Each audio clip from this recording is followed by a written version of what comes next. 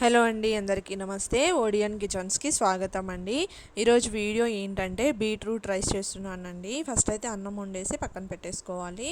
తర్వాత ఒక carrot, 2 beetroot, ఒక ఆనియన్, 4 పచ్చిమిర్చి కట్ చేసుకొని సన్నగా తరిగి పక్కన పెట్టేసుకోవాలి. ఇప్పుడు స్టవ్ మీద కడాయి పెట్టేసుకొని 3 స్పూన్లు ఆయిల్ వేసుకోండి. పోపు దినుసులు వేసుకొని ఒక 2-3 వెల్లుల్లి రుబ్బలు కూడా కచ్చాపచ్చా దంచి వేసుకోండి.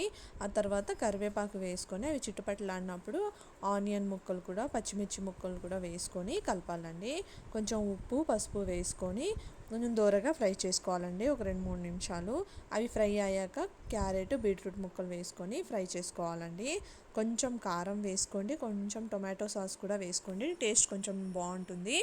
ఆ తర్వాత అన్నం కూడా వేసుకొని కలిపేసుకోవాలండి. పెప్పర్ పౌడర్ కంపల్సరీ వేసుకోండి, కారంకి బదులు పెప్పర్ పౌడర్ వేసుకోండి. వేసుకున్న తర్వాత కొంచెం దూరగా ఫ్రై అయిన తర్వాత ఇలా మన అన్నం కలిపేసుకోవాలండి.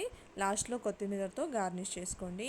ఈ పిల్లలకి లంచ్ బాక్స్లో చేసి పెట్టవచ్చు, చాలా ఇష్టంగా తింటారు. వీడియో నచ్చితే లైక్ చేయండి, షేర్ చేయండి.